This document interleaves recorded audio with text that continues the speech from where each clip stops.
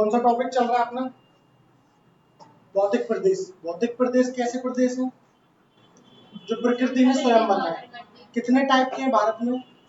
5। पहला कौन सा है? उत्तर का पर्वतीय क्षेत्र, जिसमें अपन ने हिमालय वगैरह पढ़ा है ना। अब आज दूसरा पढ़ेंगे अपन कौन सा? पेनिनसुलर प्लेटू, प्रायद्वीपीय पठार। पठार माने क्या? जो आसपास के इलाके से ऊंचा हो, दोनों किनारे उसके खड़े हो, लेकिन ऊपर से कैसा हो? सपाट, प्लेन हो ना। तो अपन ने जब देखा प्रायद्वीपीय पठार, तो प्रायद्वीप पठार को क्या कहा गया? पठारों का पठार। ये पाठ हो गया था ना आपका? अभी सिर्फ हिमालय हुआ है। ठीक है, तो हेडिंग डालो प्रायद्वीपीय पठार। प्रायद्वीपीय पठार।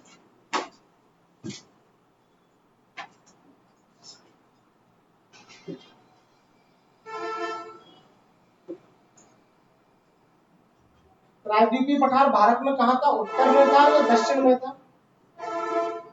दक्षिण में था। नीचे साइड था ना, जो अपन ने जो पहला मैप बनाया था, सबसे ऊपर पर्वत, फिर नीचे पठार, बीच में मैदान। तो अपन ये नीचे वाला पार्ट पढ़ रहे हैं। लिखना ये गोंडवाना भूमि का पार्ट है। प्रायद्वीपीय पठार क्या है? गोंडवाना भूमि का पार्ट है।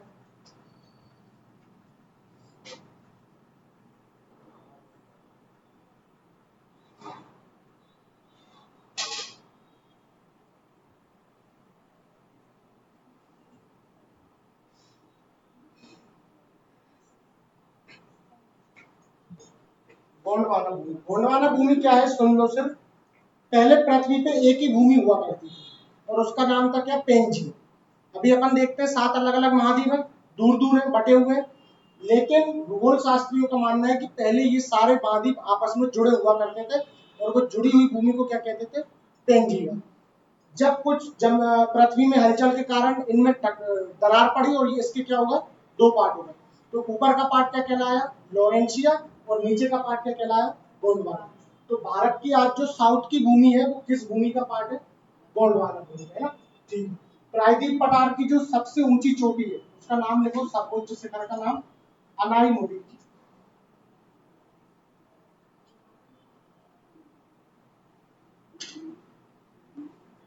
कितनी ऊंची है ये? तो लिखना है 2695 मीटर ऊंची है। और कहाँ पे है ये? तो ये लिखना है केरल में।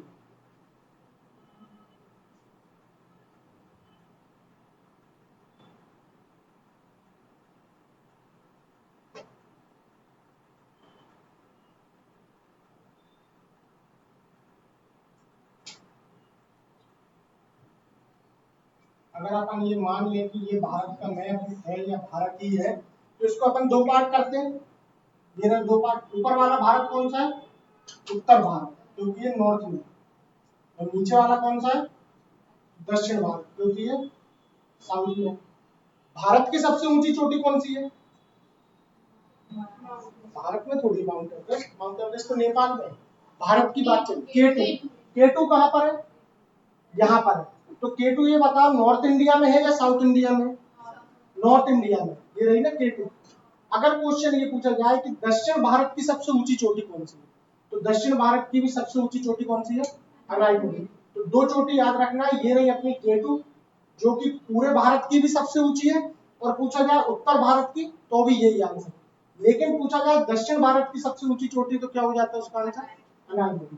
तो लिख लेना, दक्षिण भारत की भी सबसे ऊंची चोटी कौन सी है? अनाईमुडी।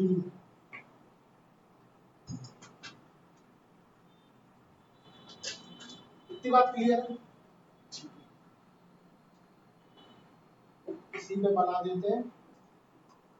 कुछ इस प्रकार का था प्रायद्वीपीय पठार। ये जो रेड कलर से बना है, इसका आकार कैसा लग रहा है? किस शेप का लग रहा है? त्रिभुजाकार, ट्राइंगल लग रहा है ना। 3 दिशाएं दिख रही है। तो प्रायद्वीप पठार का आकार लिखना कैसा है? ट्राइंगुलर या त्रिभुजाकार।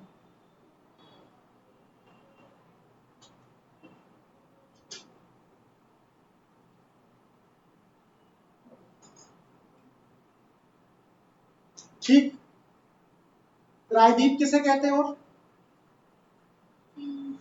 जो 3 तरफ से पानी से घिरा, और जो चारों तरफ से पानी से घिरा वो द्वीप है ना।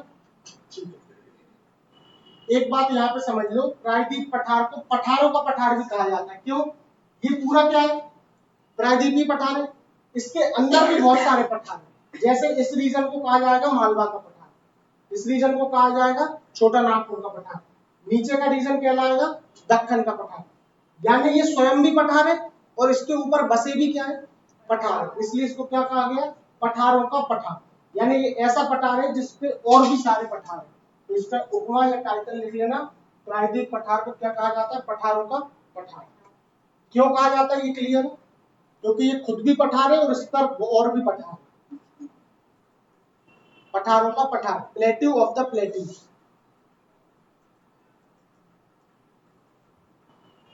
Plateau of the plateau.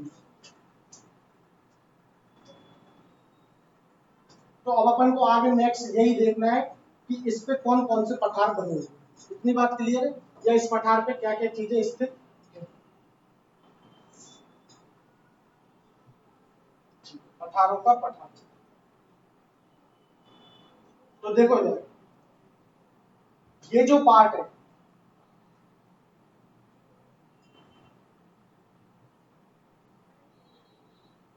इस पूरे पार्ट को क्या कहा गया? प्रायद्वीप पठार। फिर इस पे छोटे छोटे पठार है, जैसे ये रहा मालवा का पठार, फिर इसके बाद क्या रहा? बुंदेलखंड का पठार, फिर क्या रहा? छोटा नागपुर का पठार, फिर डेक्कन प्लेटू, कर्नाटक में कर्नाटक प्लेटू, तेलंगाना में तेलंगाना पठार, छत्तीसगढ़ में दंडकारण्य पठार। तो अब अपन को एक एक करके ये पठार पढ़ना है, लेकिन अपन पढ़ कौन सा टॉपिक ही रहे? प्रायद्वीपीय पठार। उस पर क्या क्या बसा हुआ है अब ये देखेंगे, है ना। ठीक है, एक एक हेडिंग डालना है। ठीक है, हम इस मैप पर ही बनाएंगे, और तुम लोगों को मैप पे बनाना है तो मैप पे, और लिखना है तो लिख लो, है ना।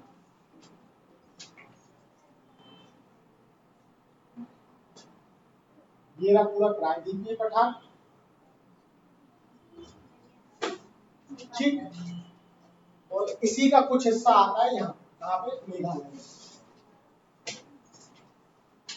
यहाँ तक की कहानी क्लियर है?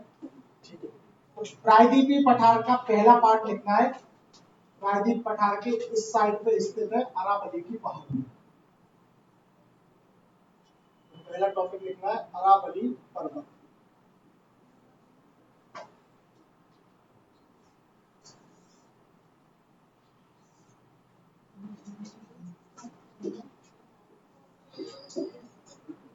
ठीक, तो अरावली पर्वत कहां से कहां तक फैला है? गुजरात से लेकर दिल्ली तक।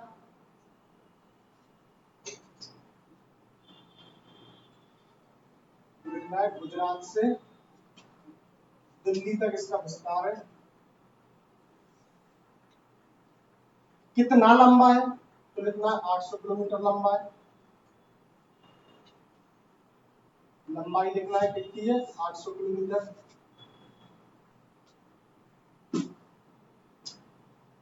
और इस पूरे पर्वत पे सबसे ऊंचा शिखर कौन सा है? सर्वोच्च शिखर जिसे अपन कहते हैं, हाईएस्ट पीक, सर्वोच्च शिखर। तो उसका नाम लिखना है गुरु शिखर।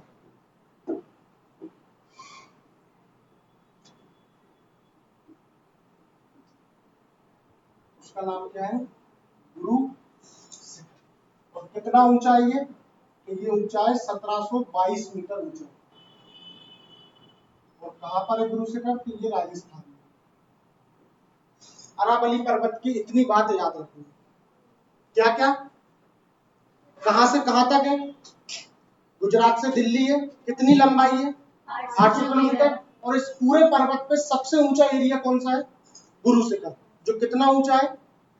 1722। अभी मैप बना रहे सिर्फ,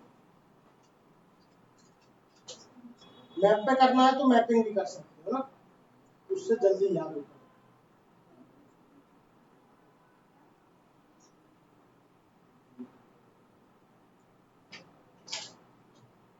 तो इस तरीके से अपन पूरे इलाके पढ़ेंगे इसके, है ना। ठीक है, आगे बढ़े। दूसरा हिस्सा लिखना है इसी का, मालवा का पठार।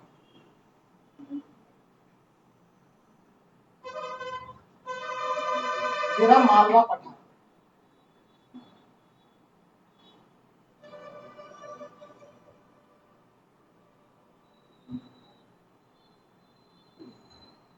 दूसरा पार्ट लिखा है इसका मालवा पठार। ये बताओ मालवा पठार कहाँ फैला हुआ है, इसके विस्तार में क्या लिखे, मध्य प्रदेश और थोड़ा सा गुजरात। तो विस्तार में लिखना है इसके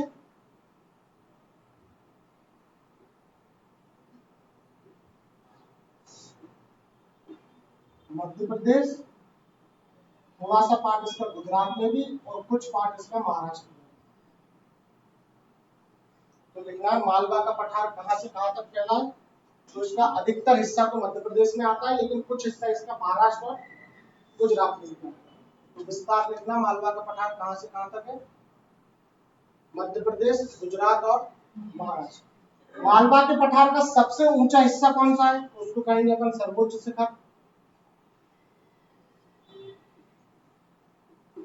तो सर्वोच्च शिखर लिखना किस नाम से है, सिगार नाम से, सिगार।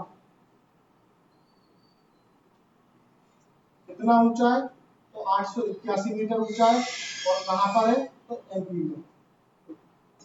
एमपी में भी अगर किसी को लिखना है कहां है, तो लिख लेना महू, इंदौर में।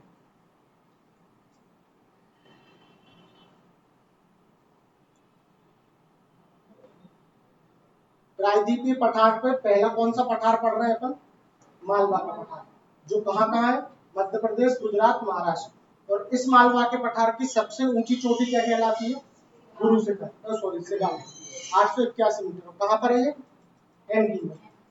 ठीक है, दूसरी इंपॉर्टेंट बात लिखना है कि इस पठार पे कौन कौन सी नदियां बहती हैं। तो क्या लगता है मालवा में कौन सी नदियां बह रही हैं, एमपी साइड। पहली लिखना चंबल, चंबल इसी पठार पर बहती है। और दूसरी लिखना है बेतवा। दो इंपॉर्टेंट रिवर लिखना है जो मालवा के पठार पे प्रवाहित होती है। इतनी बात क्लियर है, ठीक। मालवा के पठार में जो ये हिस्सा बच गया, फिर इसका नामकरण करना है अपन को।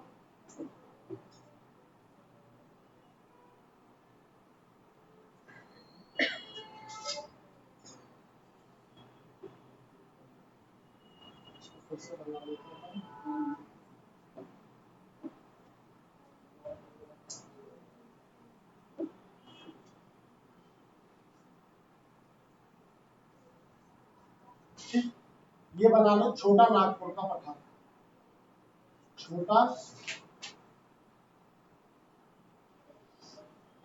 नागपुर पठार, छोटा नागपुर प्लेटू।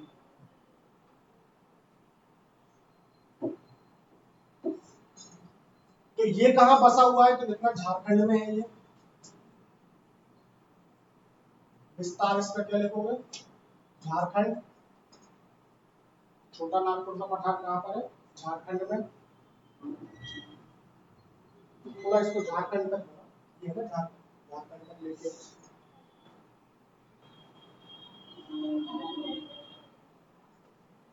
इतनी बात क्लियर है, ठीक है। इसकी दूसरी बात ये लिखना है कि छोटा नागपुर पठार की ऊंची चोटी क्या है, सबकी ऊंची चोटी पढ़ रहे हैं। पूरे प्रायद्वीप भारत की कौन सी है, अनाईमुड़ी, अरावली की गुरु शिखर, मालवा की शिखर। छोटा नागपुर पठार की लिखना है क्या है, पारसनाथ। छोटा नागपुर पठार की लिखना है पारसनाथ। सर्वोच्च शिखर करके करना तुम लोग, पारसनाथ। सर्वोच्च है तो कितना सर्वोच्च है, 1366 मीटर सर्वोच्च है। और कहां पर है, तो ये झारखंड में। कोई जैन नहीं है तुम लोगों में से, एक जगह सुनी होगी शिखर जी, नहीं सुना, जैन फ्रेंड भी नहीं है, उनसे पूछना शिखर जी का है ना,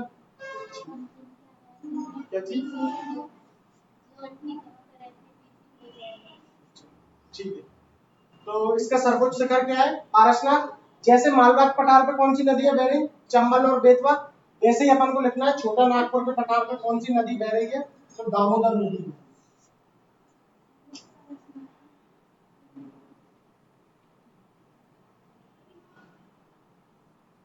दामोदर नदी।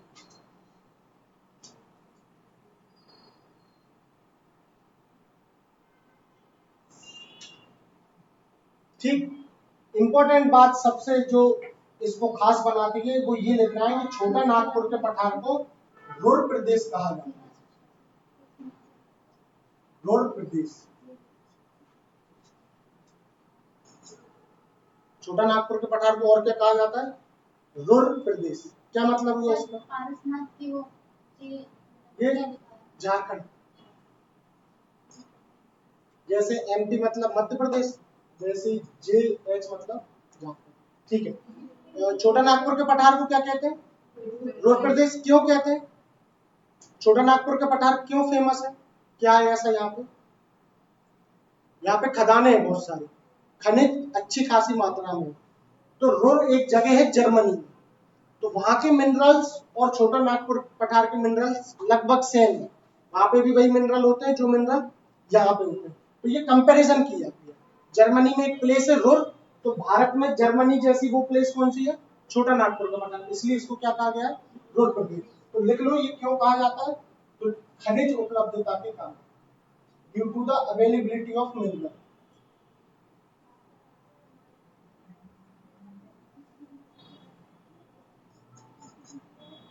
रुर प्रदेश कहने का कारण क्या बनता है छोटा नागपुर को? खनिज उपलब्ध है ना। अगर और समझ की दृष्टि से लिखना है तो लिख लेना रुर एक जगह है, और जो कहाँ की जगह है? जर्मनी। तो ये अपन ने कंपैरिजन किया इससे, है ना। ठीक है, क्या चीज?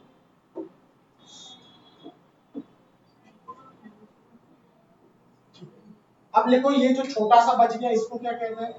तो इसको कहते हैं मेघालय का पठार।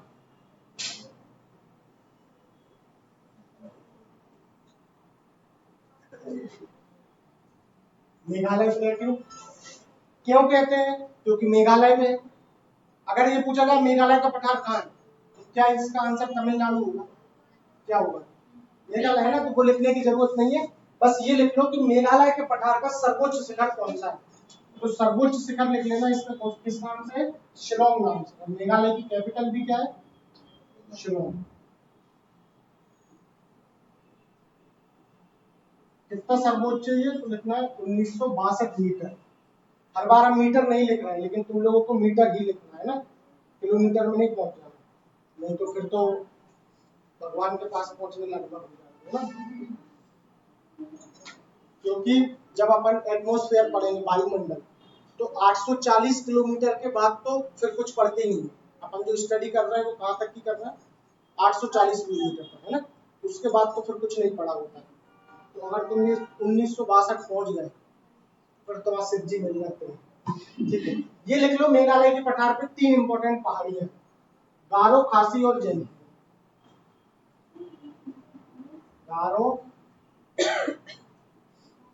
खासी और जैंती पहाड़ियां है ना। जैंती, गारो, खासी, जैंती, ये कल भी पढ़ा था ना? नहीं पढ़ा, ठीक है। तो गारो, खासी, जैंतिया कहाँ पर है? मेघालय में, ये बता पाओगे? दूसरा, ये कुछ और ना हो के जनजातियों के नाम है। जो जनजाति गारो पहाड़ी पे रहती है उसको उस पहाड़ी का नाम क्या रख दिया? गारो। खासी जनजाति जिस पहाड़ी पे रहती है उस पहाड़ी का नाम खासी, और जैंती जनजाति जिस जगह रहती है उस जगह का नाम जैंती है। इंपॉर्टेंट बात ये लिखना है कि भारत में जो सबसे ज्यादा बरसात वाला स्थल है कौन सा? मासिन राम, वो इसी खासी पहाड़ी पर बसा हुआ है। तो लिखना सर्वाधिक बरसात, मैक्सिमम रेनफॉल,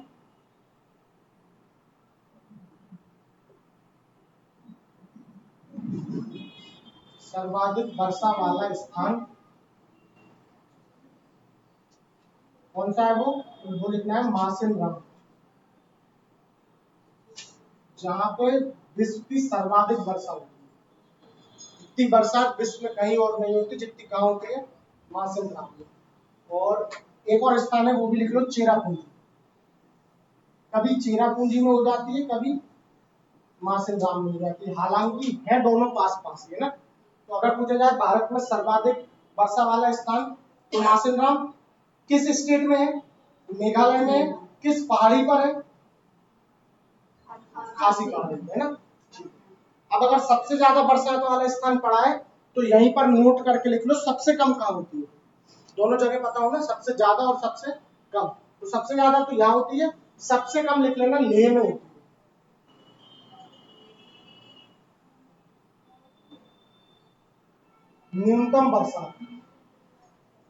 न्यूनतम बरसात वाला स्थान कौन सा है?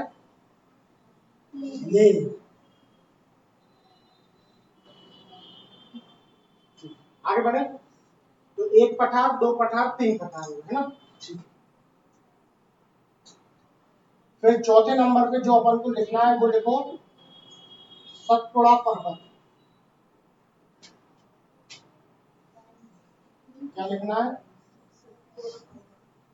सतपुड़ा पर्वत।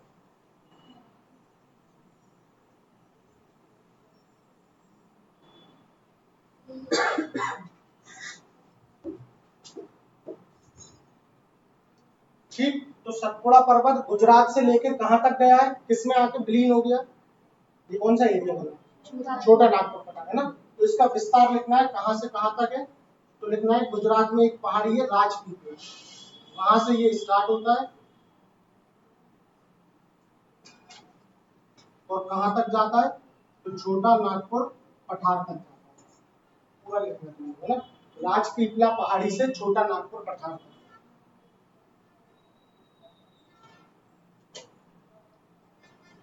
राजपीपला पहाड़ी से कहां तक जाएगा? छोटा नागपुर पठार।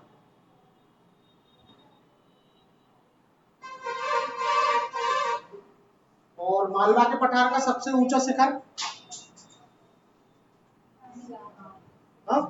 शिखर। अरावली का? गुरु शिखर। छोटा नागपुर का? पारसनाथ। मेघालय का? शिलोंग। वैसे ही सतपुड़ा का देखना है, तो सतपुड़ा का सर्वोच्च शिखर का नाम लिखना है धूपगढ़, जो कि कहां पर है? पचमढ़ी में। पचमढ़ी भी नहीं घूमा अभी, घुमा ना, तो धूपगढ़ लिख लेना, पचमढ़ी में है। तो उससे पता रहेगा कि मध्य प्रदेश में। और पचमढ़ी किस जिले में आता है? नहीं, क्या? नर्मदापुरम में आता है। छिंदवाड़ा में क्यों आएगा? छिंदवाड़ा से क्योंकि पास पड़ता है।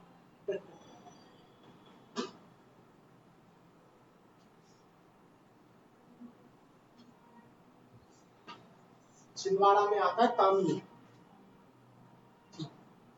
सतपुड़ा पर्वत राजपीपला से छोटा नागपुर पठार, और इसका सबसे ऊंचा शिखर क्या है? धूपगढ़। अब इतनी बात समझो, ये जो रेड कलर से बाउंड्री बनी है, ये कौन सी बाउंड्री बनी है? प्रायद्वीप बाउंड्री। इसमें अपन ने ये चीजें पढ़ी। अब जो ये नीचे का हिस्सा बचा रह गया, ये वाला पूरा, इस पूरे को बोलते हैं दक्कन का पठार। तो अब अपन को पढ़ना है क्या? दक्कन का पठार। मीटर में ये लंबाई लिखी बेटा, लंबाई तो जा सकती है, लेकिन ऊंचाई 800 किलोमीटर जाना बहुत ज्यादा होता है। ये जो अपन लिख रहे हैं इनकी ये ऊंचाई लिखी है, धरातल से कितने ऊंचे, और ये जो लंबाई लिखी है ये ऐसे नहीं लिखी है, यहाँ से भोपाल स्टेशन तक है ना। और लंबाई मतलब ये बिल्डिंग की लंबाई है ना। तो वो समझ गया ना, ऊंचाई इतनी होना असंभव है, मतलब इतनी ऊंचाई बहुत ही बड़ी बात नहीं, लंबाई तो हो ही सकती है, लंबाई तो। अब अपन को क्या पढ़ना है? दक्कन का पठार, जो पूरा नीचे का हिस्सा रह गया दक्कन का पठार। एक बात सुन लो, दक्कन के पठार को अलग अलग राज्य में अलग अलग नाम है। महाराष्ट्र में इसी को क्या कह दिया? महाराष्ट्र का पठार। कर्नाटक में इसी को क्या कह दिया? कर्नाटक का पठार। तेलंगाना में क्या कह दिया? तेलंगाना का पठार। तो अपन को अब इसके नाम देखना है कि इसको किस राज्य में किस नाम से जाना जाता है। तो अपन हेडिंग क्या डाल देंगे तुम लोग? दक्कन का पठार। ये रफ कर दें,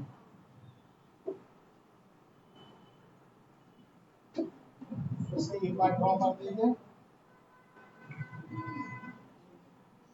ये जो पूरा बना है ये क्या बना है? प्रायद्वीप पठार। ये क्या बना है? मेघालय का पठार। यहाँ पे क्या थी? अरावली। फिर कौन सा पठार था? मालवाक पठार। उसके बाजू में छोटा नागपुर पठार। इन पठार के नीचे कौन सी पहाड़ी थी? सतपुड़ा पहाड़ी। अब अपन जो भी पार्ट पढ़ने वाले हैं वो कौन सा पढ़ने वाले हैं? ये वाला दक्कन का पठार, ये वाला हिस्सा अपन पढ़ेंगे है ना।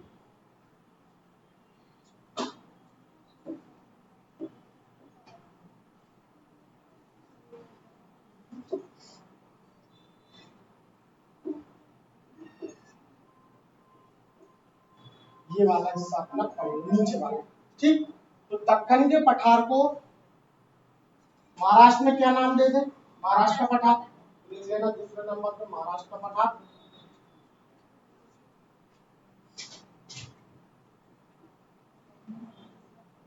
दक्कन के पठार का महाराष्ट्र में क्या नाम है? महाराष्ट्र का पठार।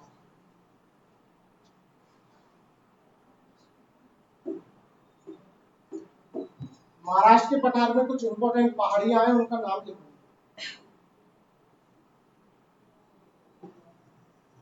तो पहली पहाड़ी का नाम लिखना है अजंता। दूसरे नंबर पे सतमाला। तीसरे पे बालाघाट। और चौथे पे हरिश्चंद्र। ये चार पहाड़ी किस पठार पे है? महाराष्ट्र पठार पे। महाराष्ट्र का पठार क्या है? दक्कन का ही पठार है, लेकिन महाराष्ट्र में उसको क्या कह दिया? महाराष्ट्र का पठार। इतनी बात क्लियर है? कोई डाउट? फिर लिखना है अपन को कर्नाटक का पठार। कर्नाटक में दक्कन के पठार को भी क्या कह देंगे? कर्नाटक का पठार। तो ये इसके नीचे जो रहा ये क्या रहा? कर्नाटक का पठार।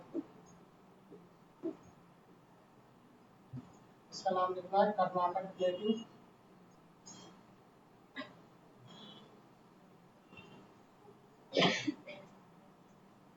ठीक, और कर्नाटक के पठार पर भी एक इंपॉर्टेंट पहाड़ी है, उसका नाम लिख लेना बाबा बुदन की पहाड़ी।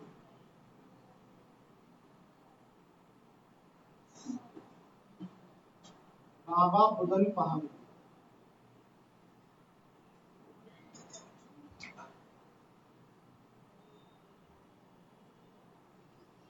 बाबा बुदन पहाड़ी। कर्नाटक का पठार क्या है? तो दक्कन के पठार का ही नाम है कर्नाटक में, कर्नाटक का पठार है ना। और लिख लेना इसी को मैसूर का पठार भी कहते हैं, कर्नाटक के पठार।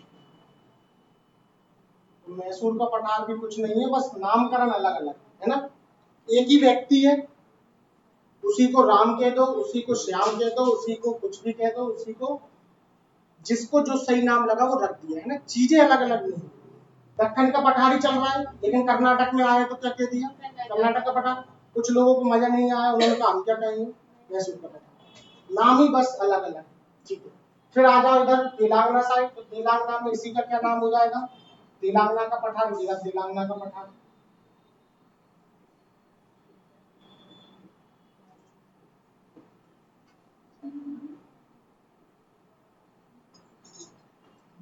है ना, इसमें कुछ डिटेल नहीं लिखना है, बस याद रखना तेलंगाना पठार। दक्कन के पठार को तेलंगाना में क्या नाम दे दिया? तेलंगाना।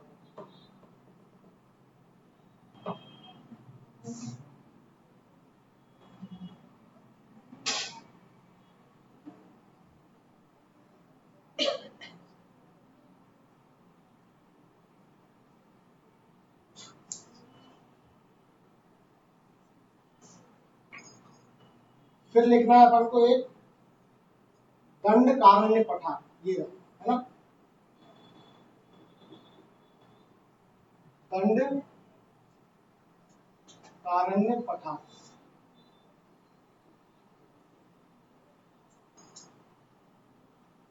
दंडकारण्य पठार, इसकी बस खासियत ये लिखना है कि दंडकारण्य पठार कहां पर है। तो इसका मेजर ऑफ द हिस्सा छत्तीसगढ़ में है, और इसका कुछ हिस्सा कहां पर आता है? उड़ीसा।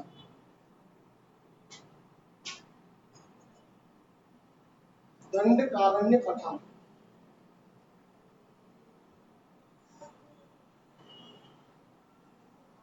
दंडकारण्य कहां पर है? उड़ीसा। क्या लिख नहीं पा रहे? ठीक है, अभी इसमें कर लो, घर जाके और साफ लिख लेना, है ना। घर जाके पता रहेगा कितना कंटेंट लिखना, तो आसानी से लिखा जाएगा। फिर उड़ीसा में जो पठार है उसका नाम उड़ीसा का ही पठार है। उड़ीसा के पठार का नाम उड़ीसा पठार ही है, लेकिन कुछ लोगों को मजा नहीं आया, उन्होंने कहा हम अलग नाम रखेंगे, तो उन्होंने इसी को कह दिया काला हांडी का पठार। काला हांडी पठार। तो पूछा ये जाएगा कि काला हांडी का पठार कहाँ है, तो कहाँ है, उड़ीसा है ना, क्योंकि उड़ीसा के पठार को क्या कहा गया, काला हांडी पठार। यहां तक कोई डाउट? तो अब एक बार पूरा प्रायद्वीपीय पठार पढ़ लो, एक बार हम समझा देते हैं कैसे। प्रायद्वीपीय पठार भारत के नॉर्थ में है कि साउथ में है, साउथ में। ठीक, प्रायद्वीप पठार को क्या कहा गया, पठारों का पठार, क्योंकि खुद भी पठार है और इस पे और भी सारे पठार है। तो सबसे पहले ये क्या था, अरावली रेंज, कहां से कहां तक, गुजरात से दिल्ली तक। कितनी लंबी, 800 किलोमीटर लंबी। इसका सबसे ऊंचा शिखर क्या है, गुरु शिखर। कितना ऊंचा, 1722 मीटर। कहां पर है ये, राजस्थान में। फिर अपन ने पढ़ा ये क्या था, मालवा का पठार। मालवा का पठार मध्य प्रदेश में, सबको पता। इसका सर्वोच्च शिखर सिगाव, कितना ऊंचा, 881। और कहां पर है ये, एमपी इंदौर मऊ में, है ना। फिर उसके पास वाला पढ़ा तो ये क्या कहलाया, छोटा नागपुर पठार। छोटा नागपुर का पठार कहाँ है, झारखंड। सबसे ऊंचा शिखर पारसनाथ, कितना ऊंचा, 1366। और इस छोटा नागपुर के पठार को एक और क्या नाम दिया है, रुर प्रदेश। क्यों दिया है, क्योंकि यहाँ पे खनिज वैसे ही होते हैं जैसे जर्मनी के रुर नामक जगह होते हैं ना। कौन सी नदी इसके बीचों बीच से निकलती है, दामोदर नदी। फिर अपन आए तो ये कौन सा पठार, मेघालय। कौन सी 3 पहाड़ियां, गारो, खासी, जैंतिया। सबसे ऊंचा शिखर शिलोंग, कितना ऊंचा, 1962। गारो, खासी, जैंतिया में खासी पे कौन सा शहर है जो सर्वाधिक बरसात वाला स्थान है, मासनराम। और दूसरा चेरापूंजी। सबसे कम बरसात वाला स्थान लेह। फिर अपन ने चालू किया इसके नीचे, तो ये कौन सा पठार, नहीं ये पूरा दक्कन का पठार। इसके अलग अलग जगह अलग अलग नाम है। महाराष्ट्र में इसका नाम, कर्नाटक में, तेलंगाना में, छत्तीसगढ़ में दंडकारण्य, और उड़ीसा में काला हांडी पठार, है ना। ऐसा तो नहीं पूछेंगे उड़ीसा में क्या उड़ीसा का पठार है, नहीं। पूछा किससे जाएगा, काला हांडी से। महाराष्ट्र के पठार पे कौन सी 4 पहाड़ियां, अजंता, सतमाला, बालाघाट और अगस्त्य, है ना। ये बालाघाट जिला मध्य प्रदेश में, लेकिन इस नाम की पहाड़ी महाराष्ट्र में, है ना। और कर्नाटक के पठार को मैसूर पठार कहा गया। कौन सी पहाड़ी फेमस है इस पर, बाबा बुदन की पहाड़ी, तेलंगाना उड़ीसा। ये सब कुछ हो गया, ठीक है। तो एक बार अपने नोट्स में देख लो, फिर अपन आगे बढ़ते। देखो ये रहा गुरु शिखर, है ना, जो ऊंची चोटी है ना अरावली की, उस पे गुरु दत्तक राय का मंदिर है, इसलिए उस जगह का नाम क्या हो गया, गुरु शिखर। ये रहे देखो खदाने, कहाँ की होंगी ये, छोटा नागपुर का पठार, क्योंकि वहां पर मिनरल निकल रहा है। ये वो समेत शिखर झील है ना। जैनों के टोटल तीर्थंकर कितने भगवान, 24। उसमें से उनके जो 20 भगवान है वो इन पहाड़ी से मोक्ष गए। उसमें से भी पारसनाथ भगवान सबसे ऊंची पहाड़ी से मोक्ष गए। तो जिस पहाड़ी पे बैठ के पारसनाथ भगवान ने साधना की थी, उस पहाड़ी का नाम ही क्या हो गया, पारसनाथ। ये रहा मासनराम, जहाँ पे सबसे ज्यादा बरसात हो रही है, और ये रहा लेह, जहाँ पे बरसात नहीं है। तो फिर ये लोग रेनकोट पहन के क्यों हैं? हाँ ठीक है, तो इतना पढ़ लो, फिर अपन ये चालू करते हैं।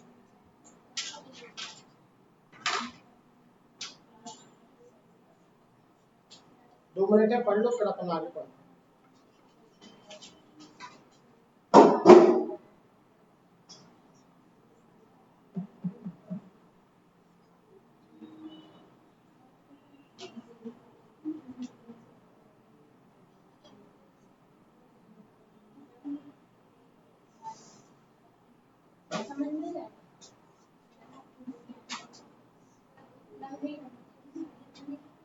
क्या पढ़ लो, तो बात करने का थोड़ी कहते हैं कि चलो अब जो इतनी देर से मन में चल रहा था कर लो। पढ़ लो माने कि रिवाइज कर लो अपन ने पढ़ा।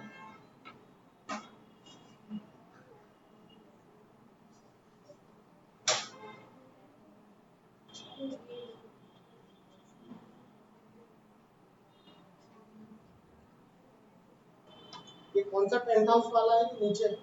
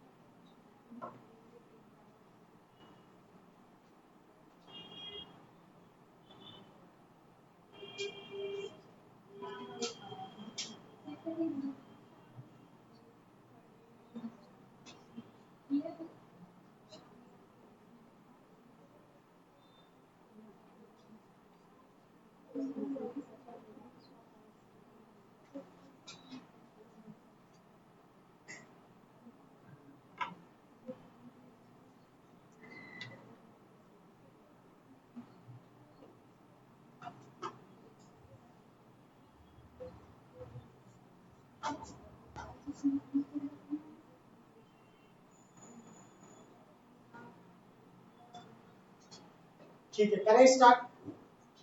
तो पहले अभी लिखना है, लिखना नहीं है, सिर्फ समझना है कि घाट मतलब क्या। ठीक, तो इस स्लाइड पे आते हैं अपन वापस। घाट का मतलब क्या है अपने लिए। तो देखो ये पठार है, अपने आसपास के स्थल से उठा हुआ है, और अपने आसपास के स्थल से उठा है, तो ये इसकी ढलान है, और ऊपर से कैसा है, सपाट है, तो ये तो पठार है। इसकी ढलानों को घाट कहा गया। बात समझ रहे? कहने का तात्पर्य ये हुआ,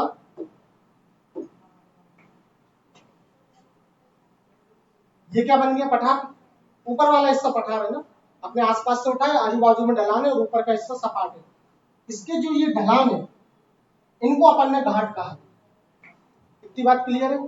तो पश्चिम साइड वाला घाट क्या हो गया, पश्चिमी घाट, और पूर्वी साइड वाला घाट पूर्वी घाट। तो इतनी बात क्लियर है।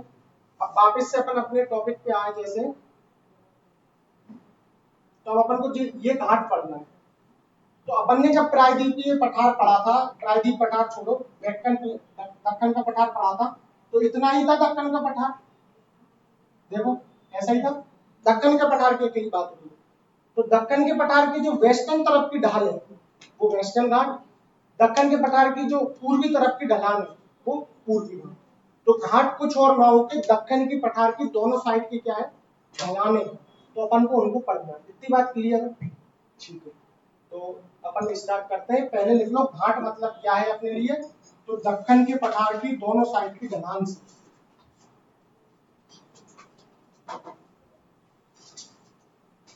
दक्कन के पठार की ढलान या कगार,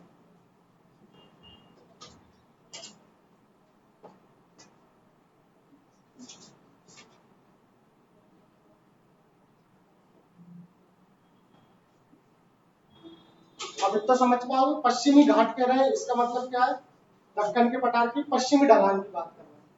पूर्वी घाट कह रहे हैं, इसका मतलब दक्कन के पठार की पूर्वी घाट की, पूर्वी ढलान की बात कर रहे हैं ना। तो पहले अपन करेंगे पश्चिमी घाट और फिर करेंगे पूर्वी घाट, है ना। तुम लोग एक के नीचे एक लिखना, हमने साथ में लिखना।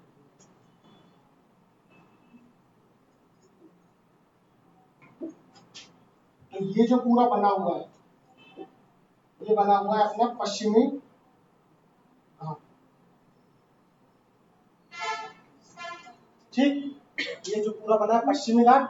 पश्चिमी घाट को और किस नाम से जाना जाता है, तो लिखना सह्याद्री।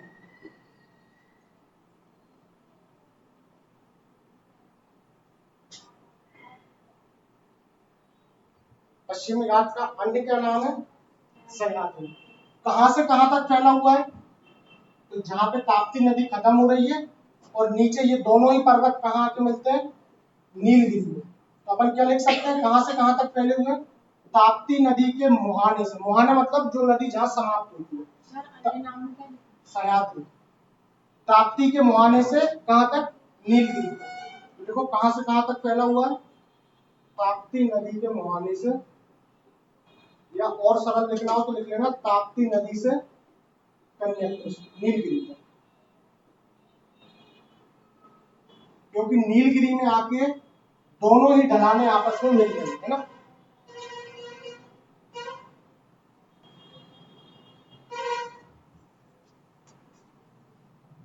ताप्ती नदी से कहां तक फैला हुआ है, नीलगिरी। दूसरा लिखो 16 डिग्री की अक्षांश रेखा। अक्षांश रेखा माने खड़ी रेखा है या लेटी लेटी रेखा है,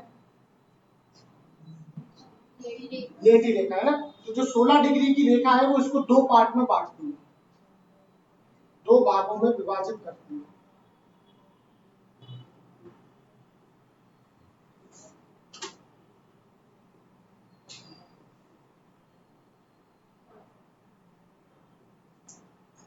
सोलह डिग्री की लैटिट्यूड रेखा पश्चिमी घाट को कितने भागों में बांटती है? 2 भागों में। और पूरे पश्चिमी घाट पे जो सबसे ऊंचा स्थान है, जिसे अपन कहते हैं सर्वोच्च शिखर, सर्वोच्च चोटी, सर्वोच्च स्थान, सब एक ही शब्द है, उसका आंसर है अनाईमुडी।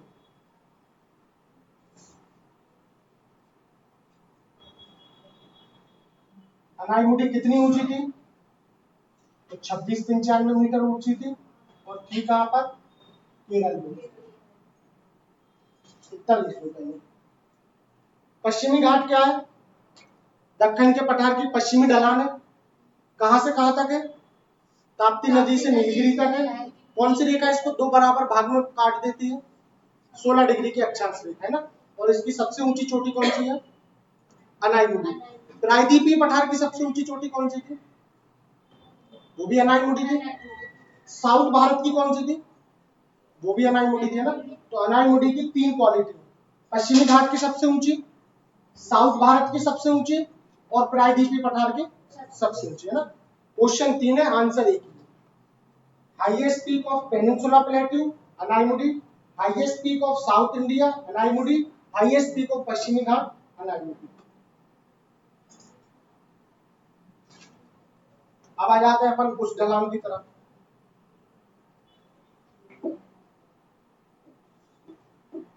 तो हेडिंग डालना पूर्वी घाट। पूर्वी घाट चालू होता है महानदी के मुहाने से ना, जैसे यहाँ पे ताप्ती नदी थी, वैसे इस तरफ कौन सी है? महानदी। तो ये कहां से कहां तक जाएगा? महानदी से कहां जाके मिल रहा है? ये कहां मिल रहा है? दोनों ढलान कहां पे मिल रही है? नीलगिरी। तो महानदी से कहां तक फैला हुआ है? नीलगिरी।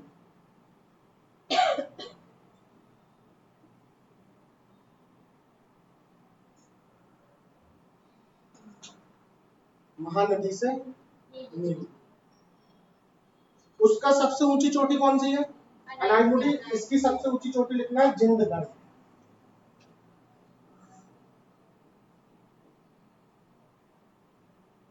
कितनी ऊंची? तो 1690 मीटर ऊंची। और है कहां पे? तो ये आंध्र प्रदेश में।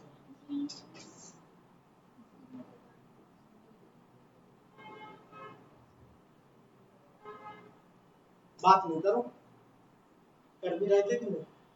नहीं कर रहे। आवाज किसकी आती? जैसे यहाँ टर्न होते हैं अजीब सी आवाजें आने लगती। तो पूछ लो ना, हमने कितनी बार बोला है, कोई टेंशन नहीं लेना है पूछने की, है ना। जो पूछोगे सब बताएंगे। इसमें क्या नहीं आया? विस्तार यानी extension, from Mahanadi to Nilgiri, सर्वोच्च चोटी, हाईएस्ट पीक, जिंदगढ़, अन्य पहाड़ी यानी अदर हिल्स। स्पेलिंग नहीं लिख पा रहे हो तो वो भी पूछ लो।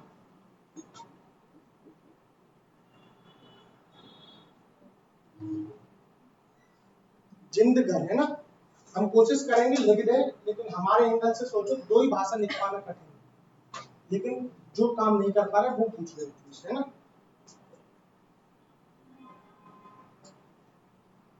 वो लिख लिया था सारा।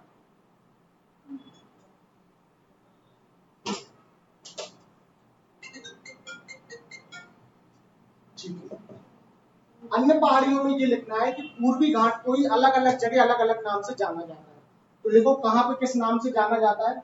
तो आंध्र प्रदेश में पूर्वी घाट को क्या कहा जाता है? लिखो।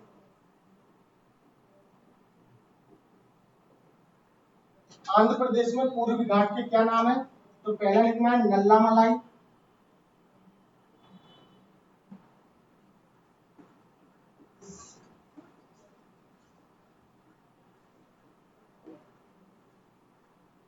दूसरा लिखना है पालकोंडा, POLKONDA, और तीसरा लिखना है बेलीकोंडा।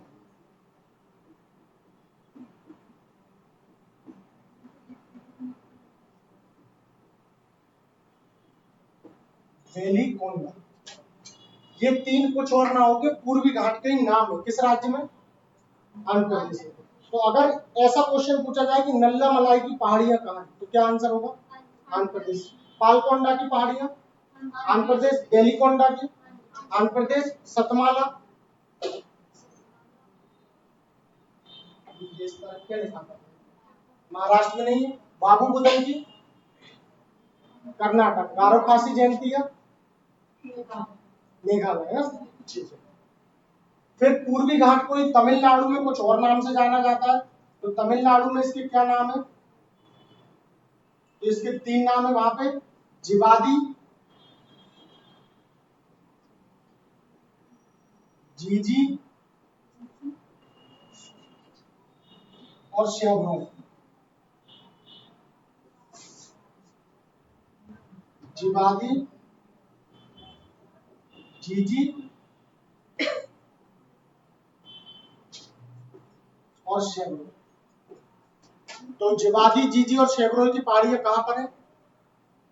तमिलनाडु। क्या ये कोई अलग से पहाड़ी है या पूर्वी घाट का ही नाम है? पूर्वी घाट का ही नाम है ना।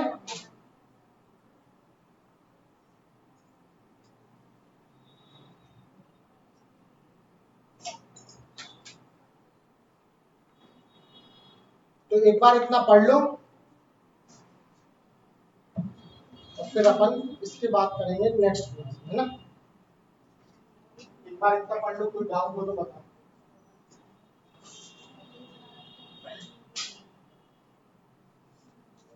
ठीक, ये अपन अब सब नेक्स्ट क्लास में